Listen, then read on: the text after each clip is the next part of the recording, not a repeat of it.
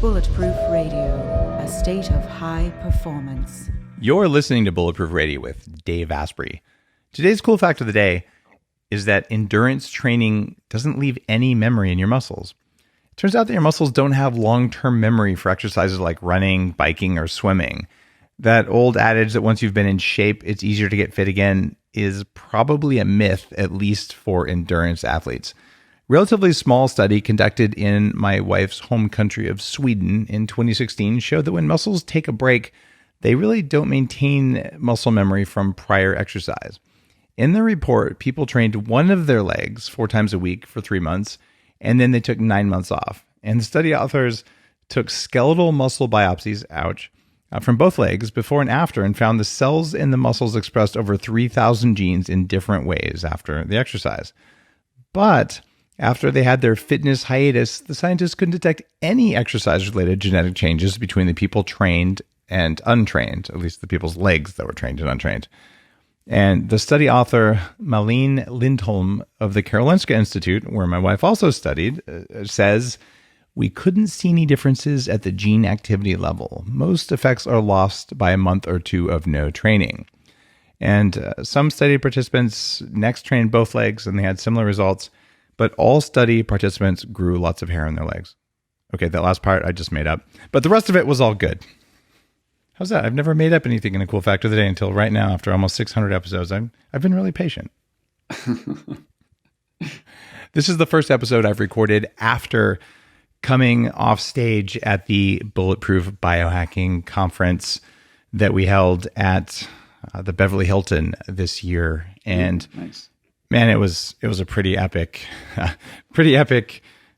conference. I had so much fun there. We had 1,200 people, and just the best yet out of 6 years. So that constant improvement thing, I think we nailed it this year.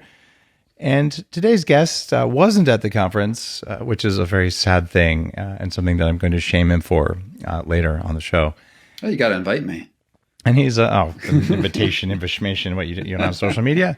His name is Scott Carney. He's an award-winning investigative journalist and anthropologist who writes these cool stories that blend narrative, nonfiction, and ethnography. And if you're going, what the heck is that? Don't worry. This is totally tied into biohacking, because his reporting has taken him to some of the most dangerous and weird corners of the world. He also wrote a New York Times best-selling book called What Doesn't Kill Us: How Freezing Water, Extreme Altitude, and Environmental Conditioning Will Renew Our Lost Evolutionary Strength. And this just came out in paperback. And now you understand why I've got Scott on the show, because these are classical biohacking themes. The idea that the environment around you controls your biology. Well, he put it to the test because he's a little skeptical, kind of like I am. So we're going to talk about human endurance and why effortless comfort is hindering your health, and how the wedge can flip your neurological script. Scott, welcome. Thanks a lot for having me on, man. And thanks a lot for citing my book in Game Changers. You give me a shout out. I really appreciate that. It was actually really cool to be able to cite you in Game Changers. Scott, you are kind of an odd duck, because you were going to get a PhD in anthropology, which is a weird thing to get a PhD in anyway. Yeah. And then you said, oh no, I'll get journalism, which, this is a bit of trivia, it is the lowest paid on average career you can get from a 4-year degree. Did you know that? Anthropology or journalism? Journalism is actually lower than even sociology or anthropology, believe it or not. That's actually shocking to me, because I know a lot of very broke anthropologists in the world. But it doesn't really surprise me, because journalism is very difficult, and I did not get a journalism degree. I am somewhat proud of this. Is that I dropped out. I got to the dissertation of anthropology, and I got to that point where it was like, oh man, I'm going to write this really cool ethnography on. At that point, it was a Bollywood film. I lived in India for a long time. We can go into that later. And then I was like, wait, but only 5 people are going to read me, and I was like, oh no, journalism. And I made the switch. And I made it in a funny way, is that I was broke, as grad students are, and it was the summer. I was like, oh man, I need money. And I looked in the back of the newspaper, and it was actually the back pages of The Onion, which I had a print edition at this point. Love The Onion. and it said, come join our clinical trial for the erectile dysfunction drug Levitra, and we'll pay you like $5,000 to like sit on penis poppers for a month. And I was like, that sounds hilarious, and it's good money. And so I joined this clinical trial, and I wrote about, and I met all these people who were making a living going from clinical trial to clinical trial. This piece. That was you? Yeah. It was a fantastic piece. Oh my God, that's hilarious. Thanks I did not know that was yours. Yeah, that was, that was like that was probably the first big piece that I ever wrote. And then I was like, wait a minute, there's money to be had in journalism, and I get to have adventures around the world. It made me really psyched. And then I started writing for Wired and Playboy. Oh, no, you kind of got to be a badass. So the asterisk in the journalism, that's the average that people make. But great. I mean, you wrote for Wired, and by the way, it hasn't published yet, but we just did a photo shoot for Wired at the Bulletproof Biohacking Conference, which is kind of cool. Nice. So I'm going to be at least in the online edition, maybe print, who knows. Cool. But I mean, outside Mother Jones, NPR, Playboy, Foreign Policy, like you're kind of a big deal when it comes to writing, which is awesome. But I did not know that basically your experiences with erectile dysfunction. Yeah, sorry about that, man. True. That those were the source of your career in journalism. Well, not on that month. That month we were all on penis poppers, me and 30 other dudes in that research trial, and I made money. All right, with my erection. Man, so I had no idea we were going to go there. I thought we were going to go straight to cold showers, and I'm completely confused at this point. I'm a tough interview, man. I gotta say, you're doing great. You're doing great, Dave. Well, what attracted me to talking with you is you're in Game Changers because you've done some just cool, fascinating stuff. You're a very curious guy, and because you study anthropology, you're actually a systems guy, which means like, how did it get to be this way? Why is it this way? And what does it take to change it? Which is kind of cool. So you got into this idea, the what doesn't kill us around human endurance, and you decided in 2011.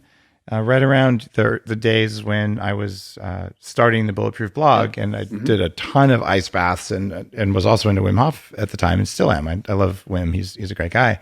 You're like, I'm going to debunk this weird Dutch fitness guru guy who says he can do these, frankly, superhero kind of things. And really, the ability to say, I'm going to control my body temperature, I'm going to turn my immune system up and down just by thinking about it. And you're like, okay, I've taken down lots of these, sham guru people. I'm going to take this guy down. So what did you do? Yeah. So, I had just written this huge article for Playboy about how meditation can kill you, right? Especially for people who get attracted to that idea of superpowers and pursue those superpowers to their like maximum extent.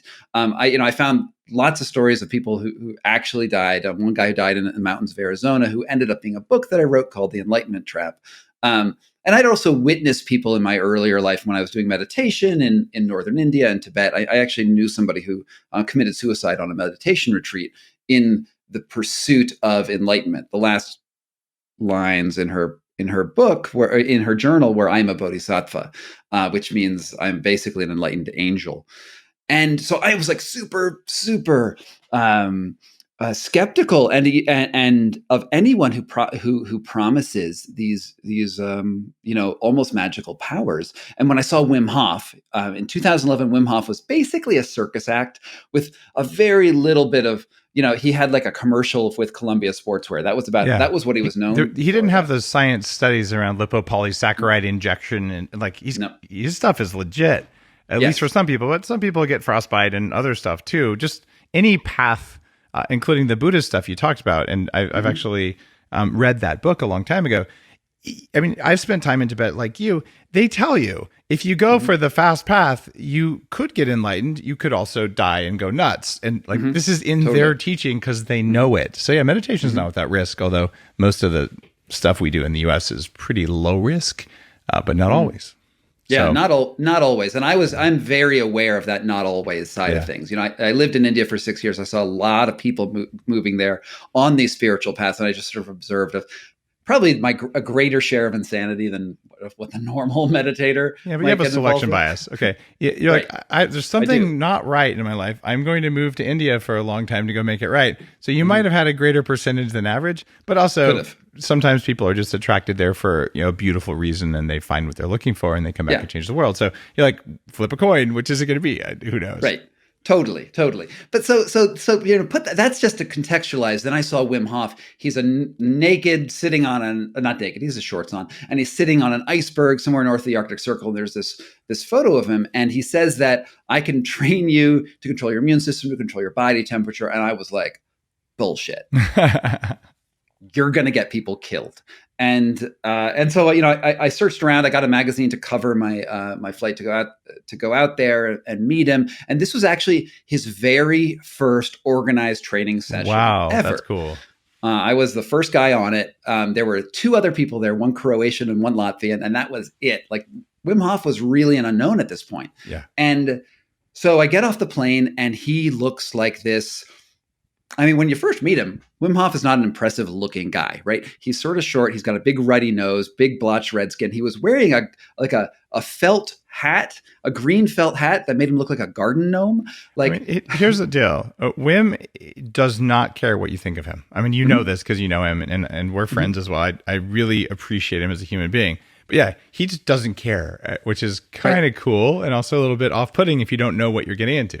Right. And I was like, well, this is going to be the easiest job of my life. Like, he's already discrediting himself. And he's also talking what sounds to me like disorganized madness. I mean, he's like, we're going to win the war on bacteria. You're going to give me the Nobel Prize. And like he talks in these sort of disconnected sentences. He's not linear. Yeah. Yeah. He's sort of all over the place. And so, and at this point, there's no real science. There's not much science on him. Like I think there'd been one study. And so we drive out to his training center in the mountains of Poland. This is January. At this point, I had been living in Los Angeles. So I go from palm trees to the winter that stopped the Nazi army. Okay, put that in context. Mm-hmm. And we're in the mountains, and I get out of a car, and it's like this dilapidated farmhouse, and it's like really crummy. All right. And I walk upstairs, and I look out the back window to store my rucksack, and I see this dude sitting out back. It's not Wim. It's one of sort of a guy who just like sort of followed him. And he's in his underwear in this snowfield, throwing snow on his chest, and there's steam coming off of him. And I was like, wait, what? And my mind is not even really thinking about the steam as much as like, who is this insane person doing this? And as a journalist, you have a couple options for how you cover someone, right? You can go in there and sit back and say, okay, I will watch you from a distance. I will watch your breathing and whatever, and I will write an article about that. Or you can jump in and give an experience. And at that point, I hadn't truly decided on what I was going to do, because I did think it was dangerous. And then I had this long conversation with Wim at night. We were playing chess and just sort of talking into the evening. And I was like, oh, he is really genuine. Like beneath that madness, beneath that crazy exterior, there's something which is so pure. And like, he believes it, that I was like, you know what? I'm going to give you a chance. I'm going to do your stuff. There's not even 1% of con artist in his energy. I love the way you describe him. He's the real deal. Yeah, he is. And so I do his method, and the first time, it's essentially hyperventilation, exhaling, and then breath retention. That's the breathing part of it. And you do a bunch of sessions of this. And then at the end of that, you do another hyperventilation session, exhale, and then you start doing push-ups. Now, at this point, I could hold my breath for maybe 30 to 45 seconds. I timed it. And I could do about 20 push-ups. I'm not a super athlete, will never be a super athlete, but that's what I could do. And so I just do his breathing, and I'm holding my breath for 3 minutes after an hour of breathing. And then, I do 40 push-ups with no air in my lungs, and they felt easy. And I was like, boom, like this was the moment where I was like, I don't know what he's got, but he has got something, and I really have to learn it. And then he does this next thing, which is like, all right, now Scott, go out and stand in the snow. Right. And it's because the Wim Hof method is really breathing, cold exposure, and then he has this thing called mindset, which is a little difficult to understand. It's not really well described. So we go out in the snow, and the first thing that happens is it hurts. It hurts really badly, because I had never intentionally expose myself to that extreme of a temperature change. And what is occurring physiologically is vasoconstriction, which means all of the arteries in your body have smooth muscle in them, and they contract on external exposure. You can't really do it with your mind very easily. If you've never put your feet in snow before, you've probably never experienced that feeling. And it hurts. And Wim, I stand there and for 5 minutes and I'm just like, oh man, I do not want to be here. And Wim's like, okay, you can go inside after 5 minutes. I just hit my limit. And I said, well, Wim, this method sucks. Like, I'm not like the push-ups were cool, but this sucks. And he's like, and then we go into a sauna, right? But then I have the opposite reaction, which is called vasodilation, and the veins the arteries pop open, warm blood goes through cold tissue, and it hurts even more. Oh yeah, that part sucks. Totally. And then the next day, he's like, okay, next day you'll do it and it'll be better. And next day, I'm standing in the snow and I last 10 minutes before I get to that same spot. And the day after that, it's 20 minutes. Fourth day, it's 45 minutes. And on the fifth day, I climb up a mountain in my bathing suit with 2 degrees, just totally exposed. Like, is the adaptation to that, to the what would look like extreme cold is so incredibly fast that I couldn't believe it, and I found this sort of power, and and the crux of my book is are these superpowers? Is this manna from heaven coming down and like you're powering yourself, or is this something else? Is there another explanation? And what it is that there is an evolutionary powers that we all have, that we all inherited, they're untapped, right? We don't touch it. We live in our warm houses. It doesn't matter if it's like 30 or like negative 20 outside or 120. We have air conditioning and modern heating to keep to keep us fine. But we evolved as winners. Like, we evolved in constantly varying temperatures, and we don't have those variations anymore. One of the things that still sticks in my mind, in fact, within actually the same day that I first had yak butter tea when I'm in Tibet. Pucha. Yeah. It's 10 degrees below zero. Yeah. And there's a 30-mile-an-hour wind. Mm-hmm. It's getting a little bit late. And I've got a porter with me. And he's showing off for the young Australian girl who's there. And okay, this guy's half my size. He's wearing thin, Chinese knockoff Levi's, fake Nikes, and a vinyl, barely lined leather jacket. Like kind of wanted to be a leather jacket with a little bit of flannel on there. And a t-shirt. Right. Okay. I'm wearing like a proper parka. I've trained in mountaineering. I understand, environmental exposure. And he's jumping up and down on a frozen lake to show off for the Australian girl. And he falls through up to his waist. Okay. So he comes out of there, kind of laughs a little sheepishly. And I'm like, okay, we got a survival situation here. This guy's wearing cotton, which they say cotton kills when you're a mountaineering kind of person. Totally. And like, it's freaking cold and there's no air and like all the bad things you can think of. So I had an extra insulated parka and I pull it out of my backpack and I give it to him and he looks at me and goes, okay. And he puts it in his basket to carry for me. Totally. and I go, and there's no language. I'm like, no, for you. And he goes, not cold. And I'm like, this guy is a superhuman. It is not possible. He's carrying more than I am. He's running up and down. And that just blew my mind. And I'm like, either it's a genetic thing, and there actually is a genetic high altitude thing amongst of course. The Sherpa people. But even beyond that, like this guy was just made of something different, or he could, and to your point, in I think it was in Headstrong, I found the research about cardiolipin levels changing over 3 days. That might even be in Game Changers. But that's why you adapt so quickly, is that it takes 3 days of cold exposure and your cell membrane mitochondrial composition changes, cardiolipin levels go up, and suddenly your power goes up. I'm like, it's always been there, but we just don't know it's there.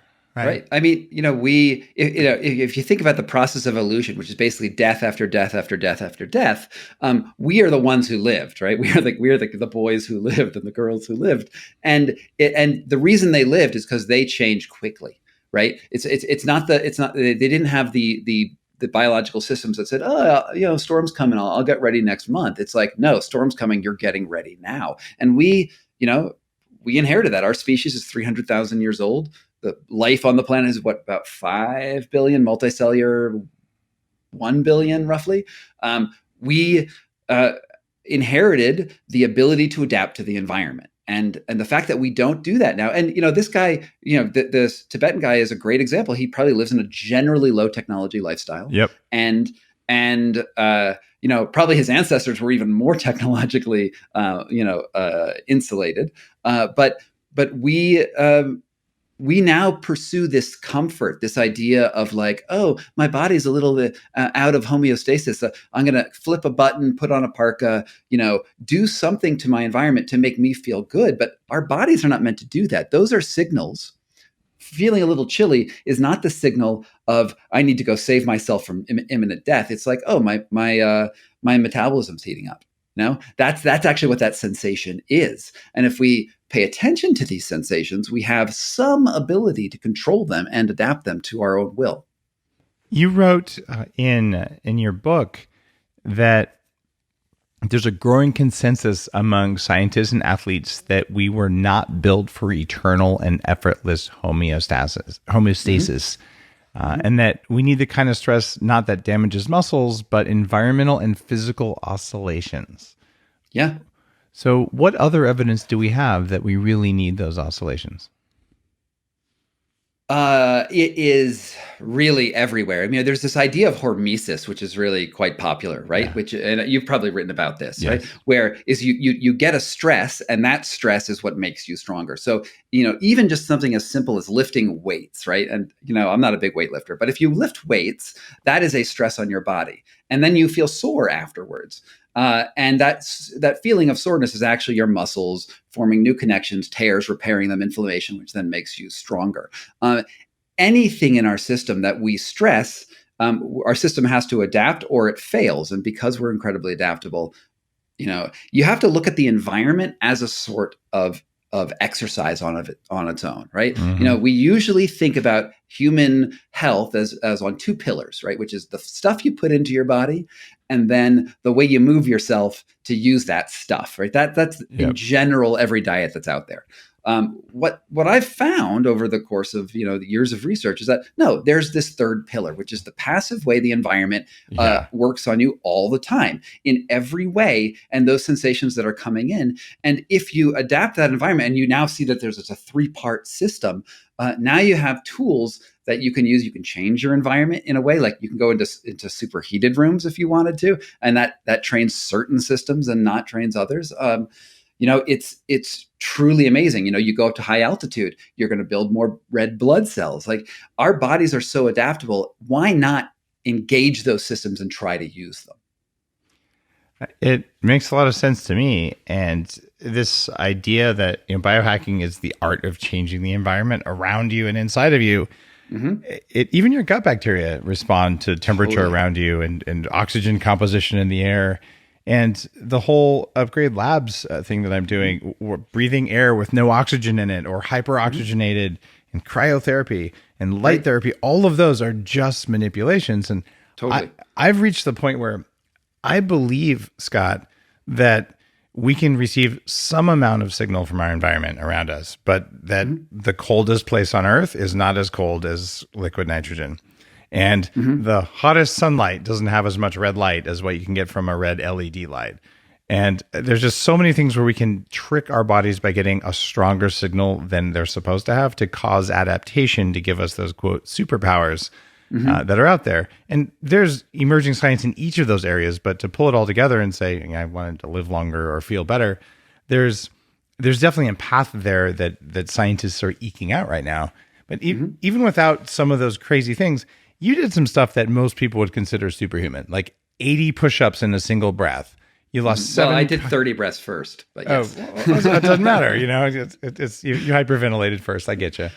7 pounds of fat lost in 7 days, and you melted the banks of a river. Sitting around ice and all that, which is a classical Tibetan, or even Chinese medicine practitioners oftentimes learn how to do that. Totally. But still, that's a superpower right there. You're controlling your temperature, and you climbed Mount Kilimanjaro in shorts, which is okay. So these are all kind of superpower things pretty cool. for a journalist, right?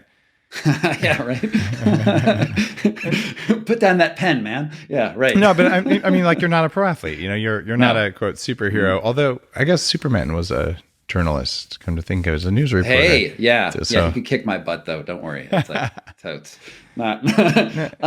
Here's the thing. Like you said, the cold of liquid nitrogen is colder, absolutely, than ice water. And I see where you're coming from, and I think that there's my preference is actually for natural stimuli. Not to say that you can't find stuff with like really high tech stuff, but in the movie of my life, which I'm hoping is going to be Rocky IV, which has that montage in it, right, where you have Ivan Drago on one side, where he's the USSR big bad dude, and he's working out in a lab, like, and they're injecting him with stuff. Who knows what that is? Like, and they're measuring everything. And then on the other side is Rocky, who's like pushing wagons through the snow and jumping in water and like doing stuff. It's a great montage. You should find it on YouTube. Oh yeah, it's great. I am of the opinion that using the natural world that we have available to us offers us such an amazing variety, and it's free usually, that you can just get in there and really get a lot of training and sensations that are really useful. And when you talk about cryo, I have really looked at cryo, and I really wanted to like it. And and having done several sessions now, my feeling is that it's best employed for removing skin tags. If you have like those little skin tags that show up, because you can freeze them right off. But I actually feel like an ice bath, a proper ice bath around 33 degrees, is more intense than a cryo session. Oh, of course it is. Because you get more stimulus. The thermodynamics, it's like way colder because you actually move heat because water moves heat a lot better than air does, and you have this air gap in the cryo. Like if you really went down to negative 300 and something, like it's 0 Kelvin, that would kill you, right? So I find them a little bit. I don't find them as impressive as I have had the experiences in ice bath, and going from like a sauna to an ice bath or things like that. What we see so well eye to eye, and you and I, and I'm reading your book, I was like, oh man, Dave gets it. Because I didn't read your book while I was writing my stuff, because I don't like reading people who are too similar to me. Yeah, because I'm like, it soaks in. And like, I don't want to sound like you. You sound great. When I was writing Game Changers, I had not read Tools for Titans at all. In fact, I still haven't read it. So I'm like, I don't want to. And then I was like, oh, good. That was a collection of sort of essays from each one. And mine had the through line in it. But I was like, I don't want any pollution there. So I respect that about you. And it is something that a lot of my favorite author friends choose to do. But then I've written the book, and I was reading your books this week in preparation for the interview. And the thing that I find so compelling about what you're saying, which we are totally on the same page on, is that you exist in an environment, and you create an environment for the stuff inside of you. And that what we're doing by modulating our external world is we're also modulating our internal world. And we sort of sit at this sort of fulcrum point between whatever our mind is, right, is just at one place, and then we have these whole worlds below us. I mean, you talk about mitochondria, and like, what's that mitochondria experiencing when I drink coffee? Like, it's getting a very different message, and then my mind is getting a different message, but it all adds up to a complex system of who we are. And then you can take it further and say all of humanity is connected, all of the world is connected in a big, you could go to Gaia, you could go to, you can just say it's like, a big system. I mean, we know that's true. Yeah. Right. And because we have our minds, and we have the ability to manipulate things for our own betterment, and hopefully, ideally, betterment of everything. At the end of the day, make the world a better place. You nailed it. And it's funny because what I learned over the course of having weighed 300 pounds and having a chronic illness, frankly, all the diseases of aging before I'm 30, is that I could spend all of my money and all of my time getting better. In fact, it's a very common thing for people who have Lyme disease or toxic mold or whatever. They get bankrupt along the way. I'm lucky. I spent $300,000 getting better, but I made $6 million that I then lost. But at least I had enough that I could recover. But it's the time. Okay, I'm a dad. I do the show. I write the books. Oh, and I'm CEO of a venture-backed company. So for me, I'm looking at what's the ROI on spending 20 minutes in an ice bath, including the time to draw the bath, chill it? And I have a digital temperature controlled ice bath, so it's not like it's that hard to do. But I got to change in your house. Yeah, that's awesome. It's pretty cool. I wish I had one. It has of a those. little pump that recirculates it, and because the water's flowing, it's even worse than a normal ice bath because you don't get a bubble of heated water around you. Totally. So it just drains you. I'm so guilty of like being really still in an ice bath. I'm like, if I move, this gets real bad. So just Exactly. And this one, your still doesn't matter. And just to be clear, it is made out of an agricultural stock tank because that made it cost effective. But I don't use it that often because it takes half hour of rigmarole and I got to towel off. I get 3 minutes in cryo and I know I'm only hitting my peripheral temperature receptors. It's enough of a signal in 3 minutes that I can be back on the show within 5 minutes when I decide to do it. So I'm looking at the ROI for all these activities. And then, do I hit myself with a red light before or after when I do it? Because if I can shrink my cells a little bit with cold and I increase the number of electrons with the red light, I'll do the red light after, which is probably going to cause improvements in mitochondrial function. So now I got a multiplicative effect. And here's the deal. I'm just so lazy and I have stuff I want to do because I got to play ping pong with my son because he's like about to beat me. Like I need to get some practice in, right? Yeah, that's true. And so for me, it's that how do I fit these natural methods in that oftentimes take a long time with the stuff that I actually want to do that isn't natural. Like what we're doing over our podcast right now. It's not natural, but it's kind of cool. How do you balance out that, I want to be rustic and I want to do cool stuff? Well, I value my time incredibly much more than I do money, right? And so I when I don't own an ice bath, I don't own the contraptions for it, but I do have snow outside in the winter, right? And I can go out and when I was writing the book, I would do these shirtless runs around the lake outside of my house.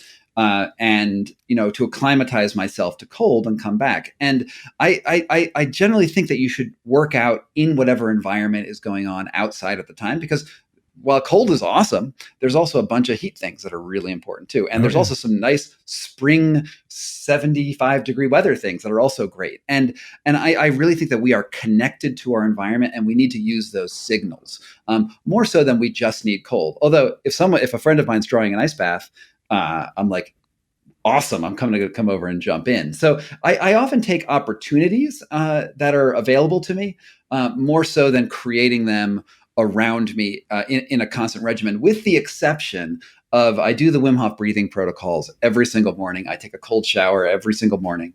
I do the push-ups and that whole thing, because that really centers me and before I start anything. Yeah, having a daily practice is also powerful in its own right.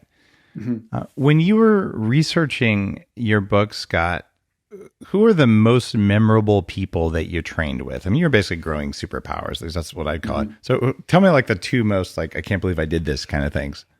Well, I think Wim Hof is the obvious one, of course, right? Yeah. I hung out with him for a long time and he is, he's amazing. I love the guy. I think he's crazy. I don't think he's a prophet. I think he's a madman, but I think that he has opened up the door to a way of thinking about the body that no one else could have. So mad respect to Wim. And here's the deal, just for people who are listening to this, the people who are most interesting are so far from average, which is another word for normal. So it's totally cool. Like, that guy's nuts, but he did something special and we're going to learn from that. And Wim is a little bit more than nuts, in a good way. Like he's got some kind of a thing in there that it has a spiritual vibe to it, and but yeah, he's not at all in the same universe that you and I are in, Scott. But that's okay. Right. All right. Yeah. Totally. I don't want to say anything bad about Wim because he does not deserve any hits like that. At least not in my assessment of him. Sure, and I find myself pretty fair in Wim in the book, right? Yeah, you are. I am I see his positivity as so far outweighing his negative traits, but you always have to also remember that there's this balance. People who are on the extremes exist on this balance. You're also a trained journalist, which means you will never write a one-sided piece. You'll always say, okay, even if you're like, this is the most amazing thing ever, there will be a paragraph in there. And by the way, Quackwatch says he's a bad man or whatever. Yeah. So I probably wouldn't go after Quackwatch, but yes, in general, I'm just saying like as a source or whatever. But you got to find a counter source. I'm just saying because all the people that I know and respect the most have been targeted by Quackwatch, so I always look at that. They're my favorite. They're my favorite. Like, counterpoint. So when I finally got mentioned from the Quackwatch guys, I was like, career goal met. That was something I've wanted my whole life, but I'm not a doctor, so I don't really qualify, but they got me anyway. Right. I'm like, thank you guys. Anyway, sorry to go off on a tangent there. Totally. But the point is, you always find a counterpoint because you're a trained skeptic, and to write a balanced piece, you must. So even when you're writing about Wim, I'd say generally you're pretty positive, but you dig for the holes. Well. Also, I experience the holes, right? Yeah. I write about my experience. I don't do that whole fair and balance thing. We need one source to counteract another source. What the way I view it is that if I see something, I write my honest reporting of that. I try not to spin it. There's always going to be a spin. But if I see something like Wim, for instance, we walked up Mount Kilimanjaro. He did something that could have gotten us all killed, and there was a mutiny, and 25 of the people left the group and I followed him up to the top of the mountain. Wow. That's the end of the book. That's the end of What Doesn't Kill Us. And I'm following up. Everyone has left him. It's just Wim and I and one other dude. And we're going up the mountain together. And I'm following him, probably 75% because I'm a journalist. I'm like, well, I got to go see the end of the story. And the other 25 is like, okay, well, but I can do this. And the end of the book is actually quite interesting. And so I'm just going to give it away to everyone who's listening to you as a bonus, but you're going to love the journey anyway, which is that anyone's journey with personal health, with improving themselves, is not about another person, right? It's about their own journey. And I realized at some point when I see Wim, he makes a trip at some point. He sort of stumbles a little bit and catches himself. I'm like, you're not God. You're not a prophet. You're not anything like that. You're just a crazy dude who has this really cool idea. And I'm a crazy dude who also has this idea, right? And then I follow up and I realize that, look, this is my journey, right? This is my journey. This is not just Wim's journey, and that is very liberating to be able to hold two concepts at the same time. One, Wim is a prophet, and two, Wim is a madman, and say it's all right because we're all like that. We're all flawed individuals in a million different ways, but we can find the good. We can accentuate the good, and that's the dream. So to answer the other half of your question, who were the other people I met who were amazing? I hung out with Laird Hamilton, the legendary surfer. Yep. He did his XPT training. I saw a very early stage of it. He's a very inspiring, very intense guy, and mad respect to him. Brian Mackenzie, the founder of high intensity interval training. He was one of the first HIIT guys out there. Really, really startling intellect on him and determination. Really proud to have been friends with him even after the book has come out. So that's really cool. And then another fun thing that I did, which sort of ties into some of the ways to develop superpowers, is I did this race called the Tough Guy, which is supposedly the coldest obstacle course race in England. And they hold it traditionally on the coldest day of the year. And people show up and they're in wetsuits, right? And it's like, the normal obstacle course races, there's mud and nets and all that shit, stuff. And I line up, of course, in my bathing suit. And I wish I'd had a Speedo, but I couldn't find an American flag Speedo. So I was just in a normal bathing suit. And the gun goes off and everyone's like shivering and I'm shivering and I'm like, why am I doing this? And then we go. You intimidated everybody. That was why. Okay. That's just kind of badass. Anyway, keep going. But I'm a terrible runner. Just incidentally, the guy who won the race did it in like an hour and a half, right? I took like 3.5 hours to finish this race. But it's freezing. People are going to this hypothermia tent and I'm running with this like just huge grin on my face, basically naked and enjoying every last minute. And here's the trick that I used, which is that at first I felt that cold on my skin and I was like, it's there, it's cold. That sensation is cold. But I told myself, no, that sensation is not just cold. It's the sensation of the joy that I have of doing this crazy race, of like jumping over things. Because I like jumping over things. I like going under things. I like having those challenges. And all of a sudden, what happened is that it transformed into the physical experience of joy for me and heat. And I wasn't cold at all on this trip where other people were having a really miserable time because they think of themselves as fighting this environment. And I'm like, no, I'm just in it, man. And I gave up any hope of winning because I never really had one. And then I was just there for the pure experience of it. And then because it wasn't a lethal environment, like I'm not on the moon or anything like that. I'm not in ice water for that whole time. it just became this really fun meditation. And that's one of the things that I think that is achievable for anyone who does these methods. You don't have to go climb up Mount Kilimanjaro in a super fast time in a super skimpy outfit. Like, you can do these things and just use these mental switches to say, look, I have these sensations coming in. I'm going to create a new association for that. And in many cases, that can also build resilience. I think resilience is a key word there. And one of the things that I've found in the course of doing neurofeedback to find out what's really going on in my brain is what you just described there around struggle.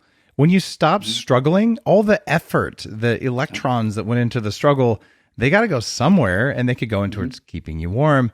But that whole, like, I'm fighting against something, it doesn't work very well, because when you fight against something, it usually gets stronger and you get weaker. But if, like you said, you're experiencing it, you're not struggling, you're performing, and you might fail, but at least you're doing it. Right. It's kind of a sense of liberation there. And I think that's an element to a lot of the stuff in here, where you stop resisting the painful stuff. I've noticed, like, when I'm doing really intense, like, rolfing, or when I'm getting 100 injections of stem cells, or I had my bone marrow taken out for stem cells without anesthesia. And it's like, you can be like, and fight it, or you can just be like, I'm going to welcome this because this is part of the experience. And it doesn't hurt. Like, I mean, it hurts some, but it's like 5% as much as it would have been. Right. And so there's some switch. And you write about something called the wedge. How is the wedge tied to that switch we're talking about? So the wedge is, incidentally, the title of my next book, which should be coming out in the future, whenever that is. I just finished the manuscript, and we're going through this process. But the wedge is really what I see as the heart of the Wim Hof method, and the heart of a lot of training out there, which is that you have a sensation coming in from the environment, and that thing is its objective truth, right? The blizzard, right? The blizzard is happening, and that hits your skin initially, or your sensory system in some way, and enters your body. And now, in that sensory system, your senses frame what's coming into your body in some way, just because the neurons, there's electrical impulse that moves through. And if you talk about pain, like, someone stabbed you in your bone for the bone marrow extra, where does that pain occur? Does that pain occur in your bone, or does that pain occur in your brain? The truth is, the pain occurs in your brain. So it has to actually travel from one location to another to actually be anything. So sensation comes in, and it's actually more or less meaningless. It doesn't have a lot of intrinsic value.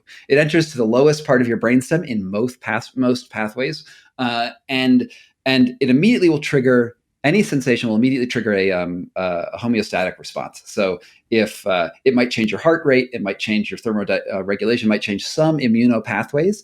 And that's just like hardwired into like what you are. But it still doesn't have any meaning. It's just like, this is what your brain did automatically, lowest level of the brainstem.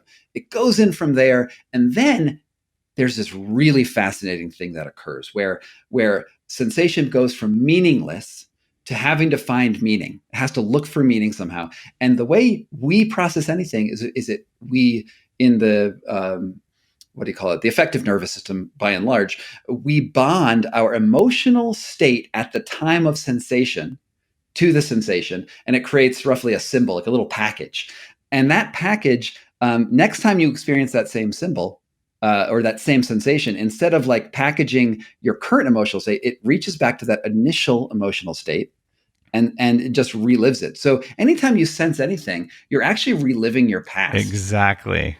And so now, when you realize that that's the way we work, you can start thinking, okay, well, if I have a positive emotional, this is also power. I didn't invent this by any way. This has been we've been talking about this for thousands of years. But if I have like a positive spin on something as it's coming in, I'm going to have future better associations with that thing, and better associations now, and also better outcomes, as long as you don't go down the insanity route. As long as you don't flip over to the next end. Yeah, I found, and this is kind of weird. I just want to get your take on it, because you've dug in on this stuff like I have. So given that I get really relaxed around any of these sort of things, I'll find myself going to sleep during rolfing. Okay, if you've had rolfing, they're like reaching through your muscles and all, and the very experienced rolfers I've worked with, like, I've never seen anything like this. Like, you just go to sleep, you wake up an hour later, and I could do anything I want. Like, I don't know, just kind of happens. But I found my heart rate was dropping too low during some of these procedures. So I started listening to like Jane's Addiction or Rage Against the Machine or something like that, I'll actually turn that on headphones to raise my heart rate so I don't just go to sleep. Interesting. What's your take on that? Yeah, I mean, you're creating new symbols, right? Everything comes down to this neural grammar that we have. And you have probably gotten to a point in your head where you have a lot of control on your body, right? You have, that stimulus is coming, you have a lot of control, and you're like, I'm going to go fully, parasympathetic. I'll just shut that down. Instead of going from fight or flight, I'm going rest and digest. And because it's happening in your peripheral nervous system, it's not happening in your brain where the actual pain occurs. You've been able to rewire yourself, right? And you're a hacker, right? I mean, no shock there, right? So you're being able to rewire this, and then but maybe you pushed it too far. I think I did, yeah. So I get a little bit angry when they're going to do something, and then, but I don't really walk in anger. That's not an emotion that I usually sit with. And if I do, I'm like, I don't want to carry that around. It's too expensive. I'll get rid of that. So maybe I just need to get a little bit more pissed off at the doctor. Well, but here's the interesting thing about any sort of interference with a system, right? Is that our system craves homeostasis. It craves a place to be, and it's going to find it naturally because of the environmental stimulus you have. We have the power, because we're humans, because we're smart, to use interventions. It's something that I call the wedge. You can use other terminology for this as well. You can use interventions to mess with that, to become to a new level of homeostasis in another environment. You can train yourself to do that, but it doesn't always mean you're smarter than your body, right? What we're trying to do is expand our. If you think about a graph, right, and we have this in the center of the graph, and there's two lines on either side. That's the 0 point, and that's like absolute safety. And if we move ourselves towards danger on either side, there's going to be an absolute point where it's death. Okay, and our nervous system, when we get into that stimulus, which causes death, it's eventually going to say, warning, warning, warning, watch out, and resilience is getting as close to that death stimulus without causing damage. Right.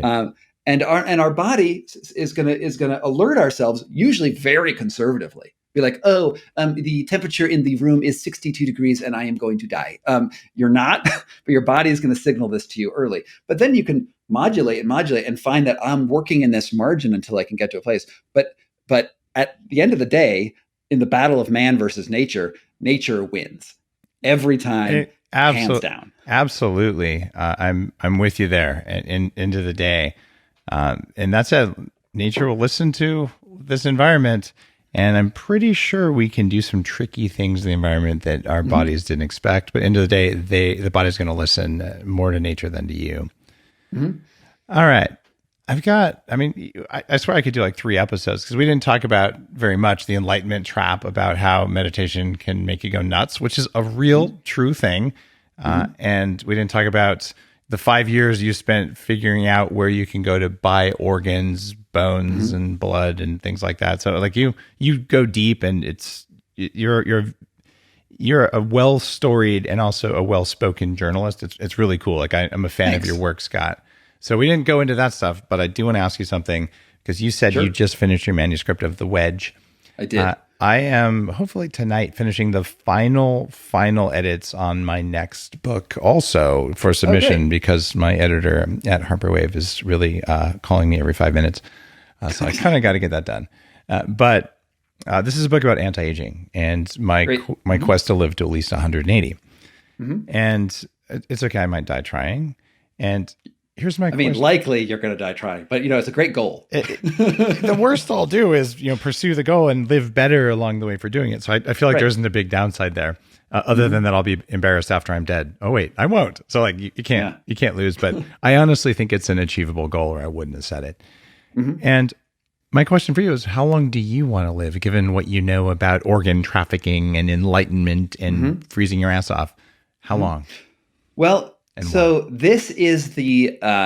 I was hoping you would ask this question, Dave. Awesome. I'm gonna tell you, because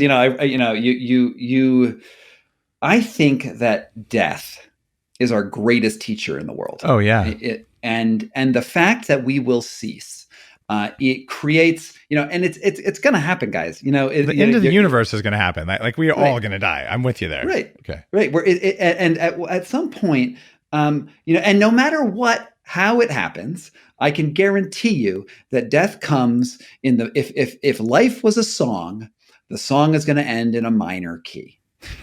Death is going to suck. Okay.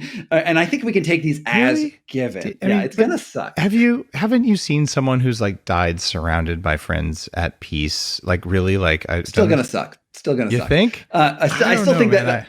Talk to some hospice workers. There's the occasional, the 1 in 10,000 person who's like, I'm dying at peace. Like I've seen that.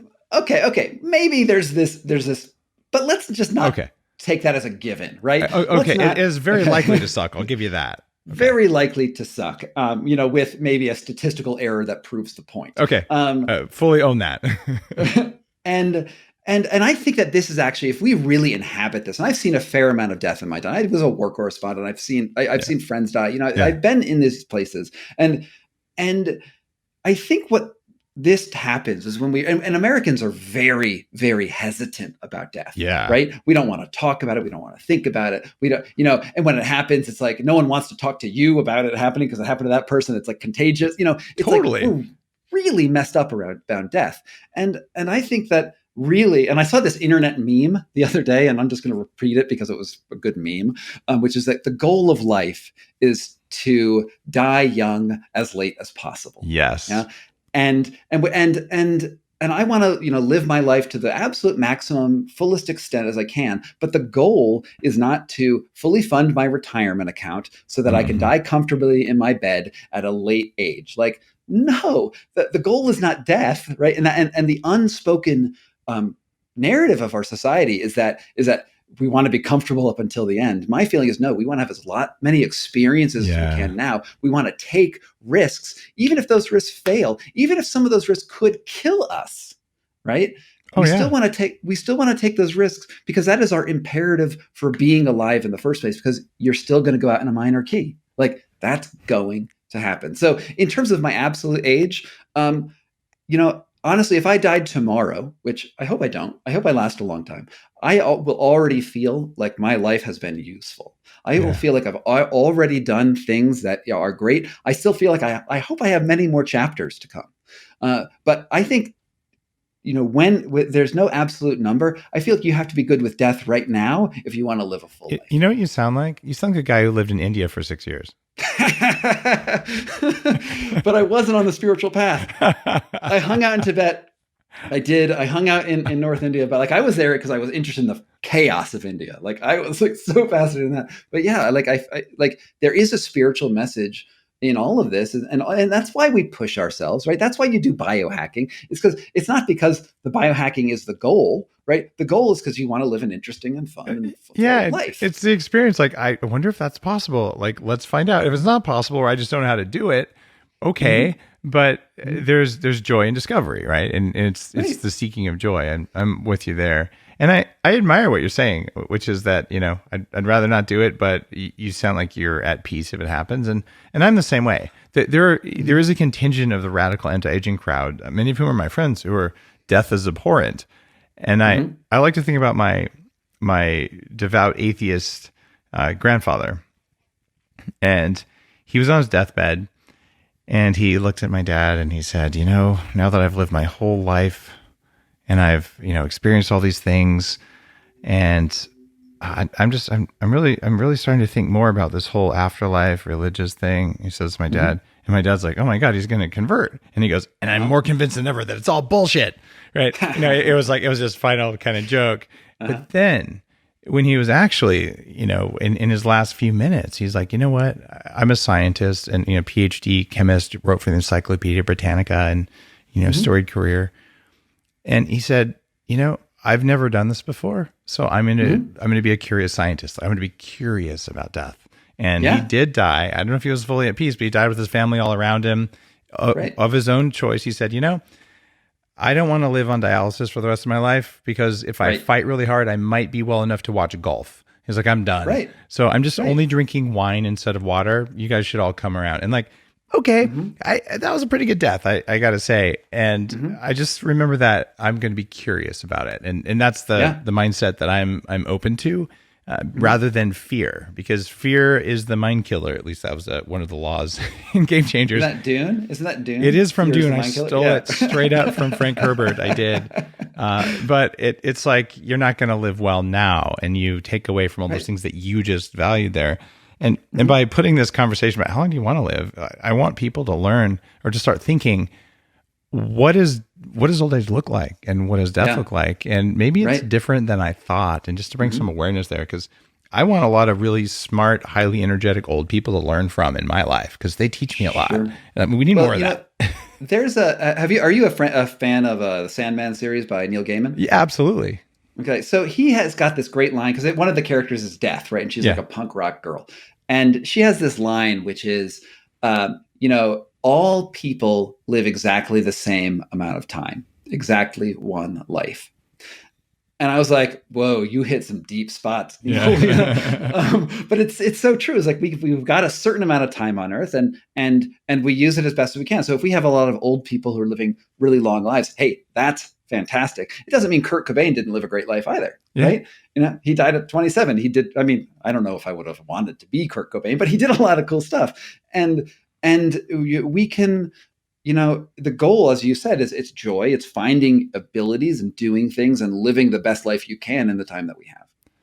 So your friends who are like immortalists, these people who want to live until the very end of the heat death of the universe or whatever it is their goal is, like, I find that a little pathological. I find that a little dangerous, because what will happen is they won't face the things that have that every life form has in common. Like every single cell creature, all the way up to the most complex animals, we all share the fact that we're going to die. And that has been the signal. That is actually the signal that controls your nervous system. That's the fight or flight response. That is the rest and digest response. Everything is responding to death. And we need to, not race towards it, but we need to be like, it's there. But if you want to extend this back to some of your other work, Scott, death is a part of the environment, as in it exists. If you remove death from the environment, we have no idea what our biology will do. If you were actually immortal, as in a truck could hit you and you might turn out to be like some big blob of cells, or, God knows, it's kind of an interesting thought experiment. I have no idea. And it actually might be interesting to find out, but I don't think I want to be truly immortal, because we've all read, the curse of the immortal person. Like, could someone kill me, please? I'm so tired of being alive. I've done everything. I'm bored. If that ever happens, my real goal is I'd like to die at a time and by a method of my choosing. And at that point, who can complain? But yeah, the end of death itself probably isn't good for human biology, but who knows? No one's ever tried it. Yeah. Well, no, they've tried it. They've all failed. That we know of. That we know of. This is true. Fair enough. All right, Scott, this has been a fascinating interview. Your new book that isn't out yet is called The Wedge, but the What Doesn't Kill Us book that you've written is a fascinating read for people who are listening who are fans of the interviews with Wim Hof or some of the other things. You've gone out and you've done some of those things I would call biohacking that has given you those superpowers, and you write about them. And you did this as a non-pro athlete, as a journalist, a curious guy who was actually skeptical. So kudos for your work. I think you do a really good job communicating. I appreciate your books, appreciate your articles, and appreciate you being on the show. Awesome. Thanks, Dave. I really have enjoyed being here. And you had a link. It was scottcarney.com/audible. People get some kind of a audiobook. So here's the thing. Let's steal money from Jeff Bezos together. All right, it's a deal. So they gave me this affiliate link where if you click on it, and right now it's audible.com/whatdoesn'tkill us, but I'm also going to set up scottcarney.com/audible. And if you click it, you get 30 days of Audible for free, which is cool. And I get $75. And that means we're stealing that money from Jeff Bezos together. Sweet. Alternately, you could just go to Audible or wherever and download it. And that's fine too. All right. Really, or you can get it from the library, read the book. But and just to be clear, guys, I get nothing out of this deal. I just like Scott's books. So this is just a pure on, like, he does good stuff. If you're going to get it anyway, you might as well go to scottcarney.com/audible. That's right. That's right. And all the old social media places, we're all there. Everyone is. You know where to find us in virtual space. Carney is how to spell Carney. All right, Scott, thank you for an excellent interview and your curiosity and your willingness to go to the ends of the earth to figure out cool stuff. I'm a fan. Great. Let's do it again sometime. Thanks. Count on it.